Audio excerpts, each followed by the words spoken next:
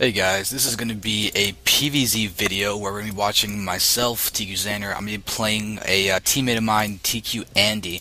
So it's going to be a PvZ on Shakuras Plateau, and there's just a few things I'm going to be talking about in this game in particular, but I'm basically going to try and just talk about just thought processes and PvZ just pretty much in general for specifically this map and the situation of Mutas, because that's something that a lot of Protosses actually have been having trouble with lately is heavy mutaplay from Zerg, and that's one of the chief aspects of this game that governs why I do what I will end up doing. So we're just going to watch these guys, but this guy and myself play. So chief thing I'm going to be doing right now is actually going for a 1-gate expand. That's my normal build. I always want to do that unless it's Tal'Darim Altar. I feel it's a lot more viable in shutting down your Zerg opponent. It's a lot better, especially on maps where it's expected for you to do a Forge Fast Expand. It's always good if you just aren't susceptible to being metagamed. And Shakuras Plateau is a very popular Forge Fast Expand map, and consequently, I believe a 1-gate expand will be even stronger on this bigger map. So we're going to have me throwing down my gate and throwing down some more probes. So it's pretty much 13-gate, normal gate. See, I had to actually halt probe production for a second just because of to get that gate out. I kind of need that, especially when doing 9 scout. It's not always perfect. So one thing you do see over here is that I've been having all my guys mine from the closest mineral patches possible, which is always good to do. It gets you more efficient. It's pretty easy to do. You just spam right click until the other probe leaves. So it's always something you can also just have fun with, just make sure that you actually have something to do in the early parts of the game, and it's nothing crazy in that point. But so we have a hatchery first coming from tQAndy. It's something to be aware of. I did try and stop it, but he hit his probe. It hit his drone. That's why I couldn't stop it. So my probes are under attack, and the spawning pool is going down. So no gas yet. He's playing pretty standardly, so it's nothing to worry about in that respect. So now this gate is here. I'm getting my zealot soon, but because he went hatchery first, I'll get my assimilator before I go for the zealot, and it's a good thing to do because I'm going to be chrono boosting out a lot of sentries off this 1-gate expand. It's going to be chronoing only my gateway once the sentries start being produced, and that allows me to get around a 5-minute or so nexus. I'll be able to throw down my pylon here and put gates over there to give myself a pseudo wall that helps me defend against any kind of roach, ling, early pressure, and the like. Alright, so now we do see Andy. Still no gas. He's getting out a queen. His natural's up. He's getting up a queen over here too. Transferring drone. So he's looking pretty solid right now. His economy is going to be incredibly strong. So it seems kind of like a Spanicia opener that he's going to be doing. So we'll keep an eye on that just because it's always good to take those kinds of notes. So now here I am. I did retreat with my probe at first, and I'm going to go ahead and hide it down here because if it stays alive, it can be incredibly useful. So I'm just going to hide in a little spot so I can go ahead and scout. Also look for a third. Basically, that's what this is for. I can see the creep as it spreads down. And it's going to be in a nice little nook and cranny. So now here we have Andy just pulling back his drone. He scouted. He saw my probe retreating, so he doesn't really have any reason to assume that, by the way, 455 Nexus goes down. He doesn't really have anything to really assume that my probe is still running around rampant. So as far as he's concerned, he doesn't have to worry about that. So now, while looking at his place, we do see that now we've got the gases going down in the main, not so much in the natural. It's just around 30 foot getting out his main 2 gases, and that's it. Spine quality defending against early pressure, as I will actually be doing that fairly soon. You can see, once again, this is me talking about chrono boosting out the sentries, and I'll be able to throw down 2 gates down here to help my wall, and there's going to be it. And his drone's going to go ahead and scout. He will see me exactly where I am and just pull back. He just wants to take stock of what's going on. He sees my nexus. That's what he wants to make sure of. From a Zerg point of view, that's very, very important. So now I'll be getting my next sentry out in a second. As I continue running around, I will be first dealing with this Overlord. It will die. No reason that it'll stay alive. And it doesn't really see much, but something it does see are these pylons, or the pylon placement, which is a good thing to take note of because you can actually count for if there are proxy pylons out sometimes by using the vision of these pylons to just judge what are the possibilities. So now here we have my probe down there. So it's just playing for the future now because I could actually use a I could literally use what's it called, proxy pylons at any point in time. But the fact that I can keep that one alive, because if anybody scouts and he sees this one, then big whoop. And it's also useful because I do need pylons out right now, so I can go ahead and not be supply blocked. So this actually comes in really in handy in that as well. Now, we do see have an Overlord running around. And now my thought process is going to be, okay, it's time to start doing some pressure. I've got my sentries moving out, my one Stalker, my one Zealot. I can continuously reinforce. I'm getting my third gas. And I'm going to be seeing what my next step is going to be with this push. With this push, judging from what I see, what damage I do, and everything, I will be able to actually keep basically track of what will be the smartest decision that I can possibly make. Alright, so now over here we will be having me seeing that this hatchery is the pylon itself is enough to give vision of that. So I'm attacking. I'm going to go ahead and try and take it out. And he's got Lings over here. He doesn't have speed yet though, because he got the no gas for the until around 30 food. He has no chance of having up speed, which is great because it means he can't be very aggressive against me. And I'm getting a very nice free kill as my Zealot actually takes a fair amount of damage. It almost dies from the Broodlings. Wow. But now I'm going to be able to retreat, and this is another thing you have to do. Because Stalkers move so much faster than the Sentries, you take your Stalkers, you right-click on a Sentry, and you just 3A click for me, because I have my hotkeys separated. For the 3, I have my Sentries and my Zealot, and 4, I have my Stalkers. It's something I love to do, and it helps microwing a lot. So I just took down his Expo. You can see his creep spray is looking awesome. He's got extra queens for that, it seems. And now he's thinking that I could easily be doing pressure. He might be thinking I Korean 4-gate or something, or just did a strong 4-gate pressure. So he's being very, very defensive. But this is going to be useful later on. Notice he still has 51 drones, my 47 probes, so he is ahead. And I've been producing probes pretty much this entire time. But now because I did that, I feel very safe. I'm just going to get up my Robo, a couple more gates, make a better wall in the front, get up my upgrades from that force that I threw down during that attack, and I'm going to start thinking, well, I need to scout and see what he's going for. So Andy does have double Evo chambers. He's got his lair out, and he's throwing down a Spire. It's kind of a late-ish Spire, but he has to worry more about staying alive. So he's doing a very good job of just being active with these Lings. And unfortunately, you see me selecting the probe because I actually thought that he hadn't seen it. I was like hee-hee to myself, but then he went and killed it, and it was kind of a disruption to my hee-heeing. But I want a third.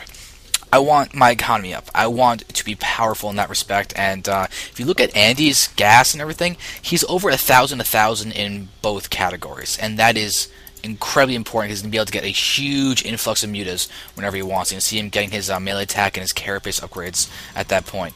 And now I'm getting down my third base. Andy's not yet technically aware of it until right now.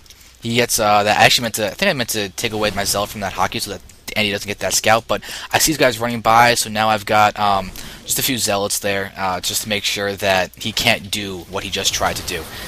And you see me just once again, just slightly misclicking this force, otherwise I could have trapped almost every single one of those, almost every one of those Zerglings into that little ball. But you can see he's been investing in those spines to be alive, so that's why he's lower in the drone count. However, let's take a look at where I am in my base and my plan. Blink is going to be going down. I got Templar Archives going down because I want Archons, I want Blink Stalkers, I want Charge Lots, I want upgrades, and I'm not going for Colossi. I want Immortals. Because those are like one of my favorite units. It's a great arm composition to have. It's very, very, very versatile. And now you can see him getting his third while mine's about to finish. So his was slightly earlier than mine, but I'm feeling good. Now I'm going to have Observer running in. I'm going to see the Spire, and that's when I'm going to be glad that I'm going to be getting out my upgrades and Blinks out soon. So you got to be careful of that.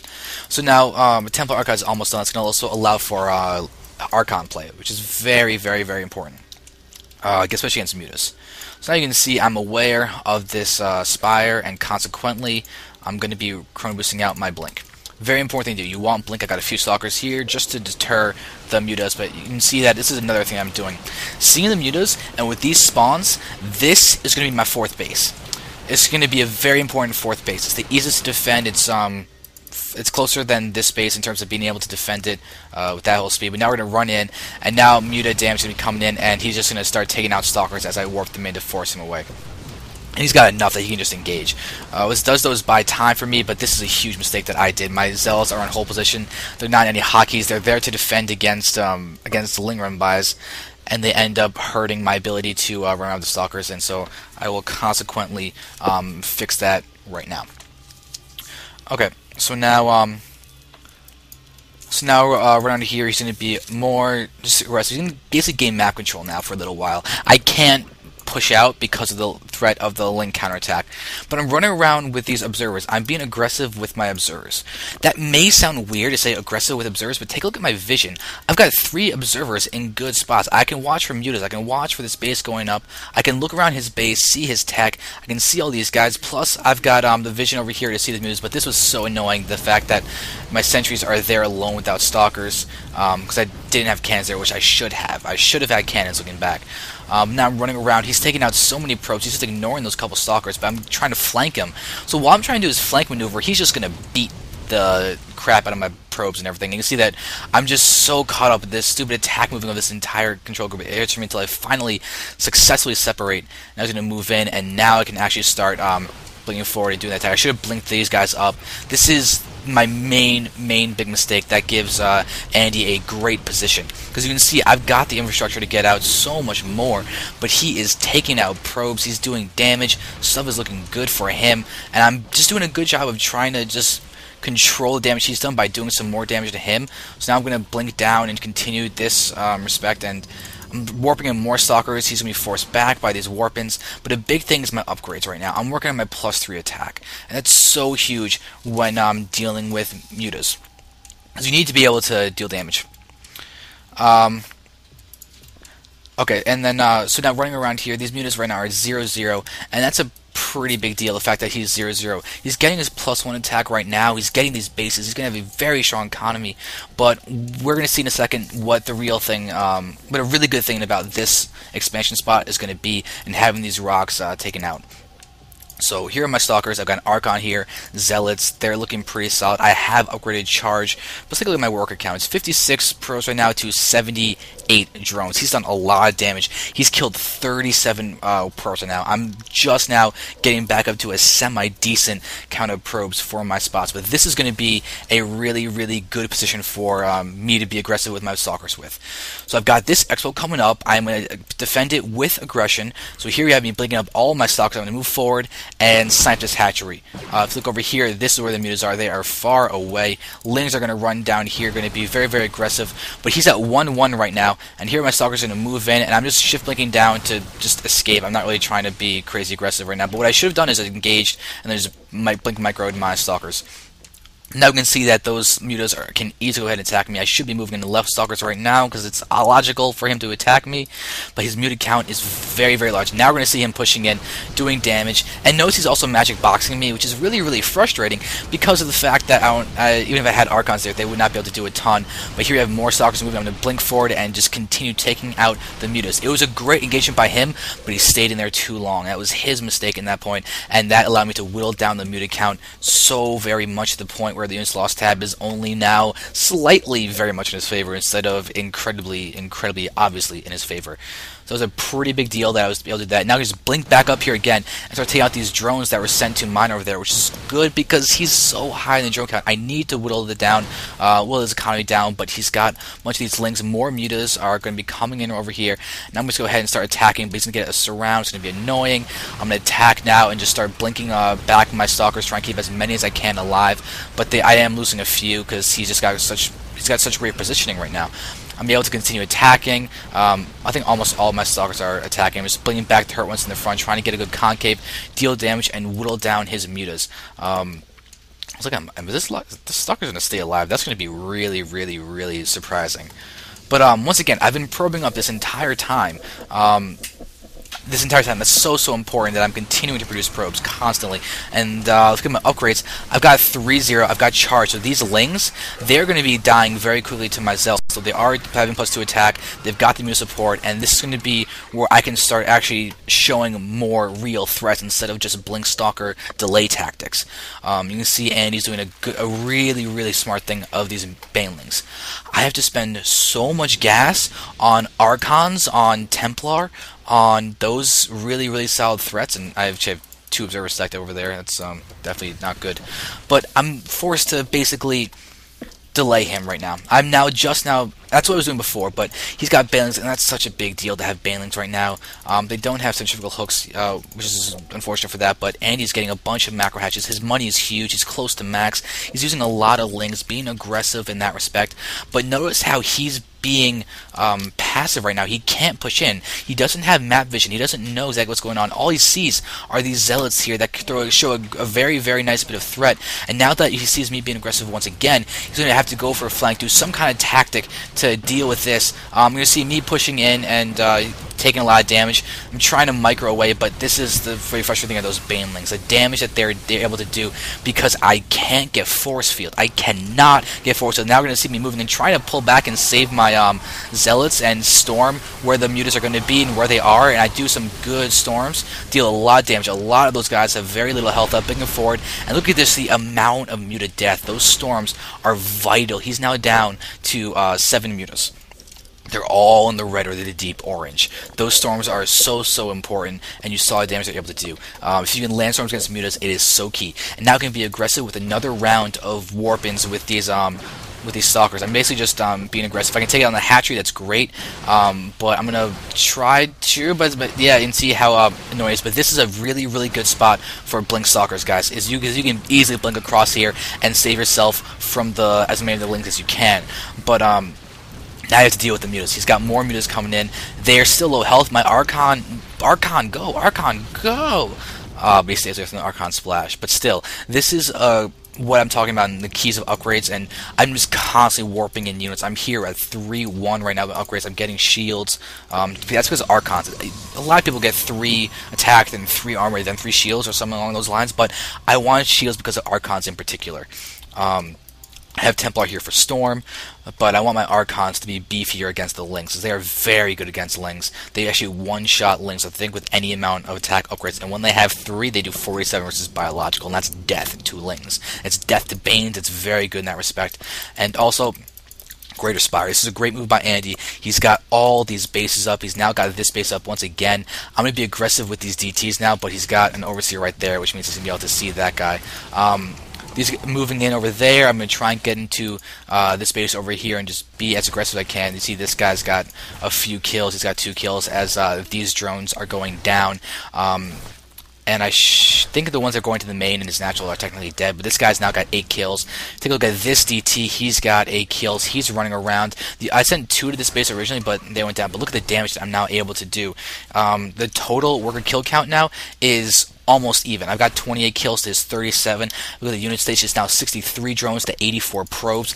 I've got this base up during that time, and I'm in a much better spot than I was before. I've been able to manage to get back, especially with this base. It's not been hit once from the mutas. I've been able to be aggressive, force the mutas back, and it's all about just controlling the areas of engagements, trying to make sure you don't take too much damage in some respects, and just trying to equalize, doing things like the blink stalkers up in this part to take down this base, and there's blinking back, do as much damage as you possibly can, taking advantage of this choke with blink stalkers, so you can easily blink across, and it makes links almost ineffective at that point. But the mutas are the big worry, and the baneling switch is very frustrating. But now I'm starting to get up to a solid army composition. I've got the 3-1-1 upgrades, and I'm continuing to upgrade. You can never stop upgrading until you have 3-3-3. A lot of people underestimate the value of having the +3 shields along with those armor upgrades. But now, here's the thing. He set up Broodlord tech. So now we have these Corruptors. They're going to be Broodlords. He's got Infestors out. He's now got Fungal Growth. This is his time. As luckily I'm pushing in right before the Broodlords are about to finish, so I can go ahead, do a little bit of damage before the Broodlings and Broodlord support is there. Now we see me moving and doing a big frontal assault. I'm trying to actually pick off a couple of those of the Broodlords as they morph and the Infestors. But this is a rough position to attack in. And it's hard to really see exactly how controlled, but that's why I have the first-person VOD of this game up too. That's something that I think is key for this kind of learning. But now we're going to see me moving in, sniping down the Broodlords, targeting down, storming on top of them, but my Templar are late to the party. I'm trying to make sure that the Broodlords take damage, hit the Infestors, fungal them, but they're goodbye to those Broodlords. I'm going to continue being aggressive, but now that there are no more Zealots or Archons, there's just this one Archon, and he's about to die. But look at this kill count, 21 kills. He's doing so much damage. So much damage. Look at that, 27 kills. Archons are the anti-Zerg unit. He gets taken out. I think he had 31 kills when he died, but look at the reinforcements. I'm able to consistently warp in. And there's another influx, and now all of a sudden I have over a control group of stalkers, and I can be aggressive again. This is the great thing about having a almost Zergy style of playing Protoss, is you can do trades. You can do trades. You can't just stay alive and kill everything as much as you can while keeping as much as yours alive. You can afford to trade, especially when you've equalized damage by taking out expansions, harass, taking out drones, and then all that. You can do rear attacks like this, take out those overlords, move forward, be a little aggressive, and then just come back into the main base here as I shift blink in to make sure that my stalkers can all stay alive and stay together. Shift blink is a very useful thing, and this is annoying when he did this, but my charge slots are going to be perfectly fine with that. Let's take a look at one more thing though. My food count is high. Let's take a look at his upgrades too. I am now at 321. His melee and everything's upgrades are 3-3. His Zerglings are not cracklings. I think he actually did not. Yeah, he's not a crackling upgrade yet.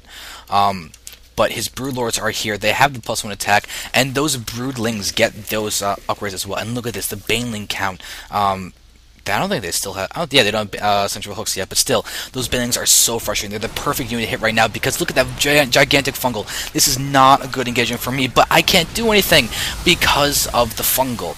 But here's the thing. I have so much that now I can blink back, and now my Zealots on the front. Now I'm in a good spot. His Broodlords are still not done morphing, and that's why I'm engaging. If those Broodlords had actually finished morphing before, I've been forced to retreat. The second they finish, I have to retreat. But I've done damage during the moment that I possibly can. And now I'm trying to feed back those infestors and do damage to that, but I didn't control that properly, which is annoying because I can see the window of opportunity there. And you can see that I'm staying out of the Broodlord range. The Broodlord range is so key.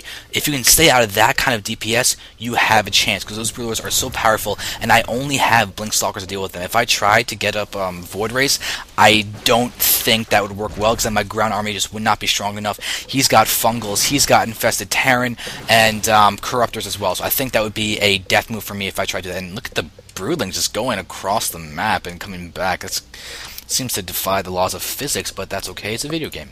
But now, look, I've got this base up, he's expanding over here, and hello, Observer, I'm fully aware of this. And plus, these ramps have been taken out. I think I sent out a DT over there to go up and be aggressive in that respect. But now, let's take a look at income, because that's incredibly important. 81 pros to his 68 drones. He's got a nice defensive infrastructure of spines to prevent me attacking that base, and he's got all his hatcheries here that can continue going ahead and producing more larvae. He's got 9 hatches, all with larvae, and that's a deadly ability to produce. Deadly capabilities of production.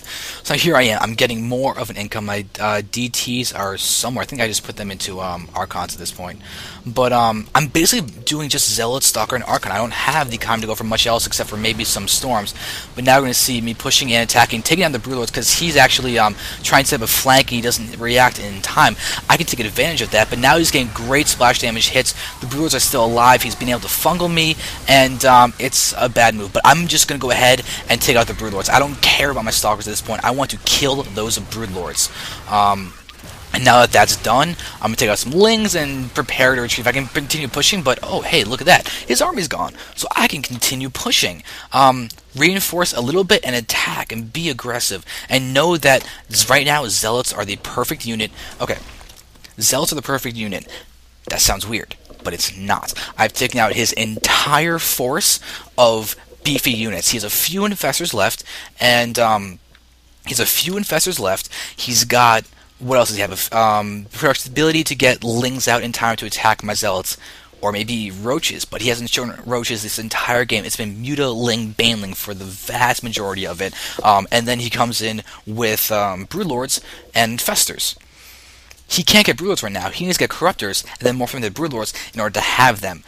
If he gets Lings, I have Zealots, and Archons, and Blink Stalkers. If he goes for more Infestors, well, I have Charge, and I have enough Stalkers that I can target him. There's no way to build to fungal everything to make them immobile. Stalkers have +3 attack, plus their additional damage to Armored, which means Infestors die very quickly. So pretty much, Zealots and Stalkers are all I need. Theoretically, I could work for things like Colossus, but Corruptors would be able to build and attack that. My my best arming composition possibility to be deadly at this point is purely Zealots.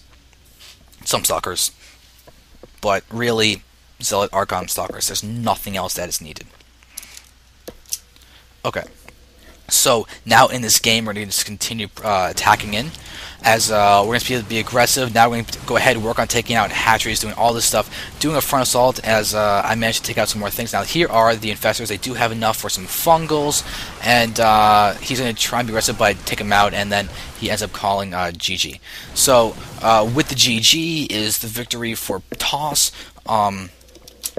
And with this victory, there's a few things you need to realize. It's controlling where his mutas can go. You need to be aggressive in the face of mutas with that blink stalker tactic that I used at the bottom right base. It's a very good way to force the mutas to engage that, because if he just did it with purely lings, I can blink stalker micro them to death.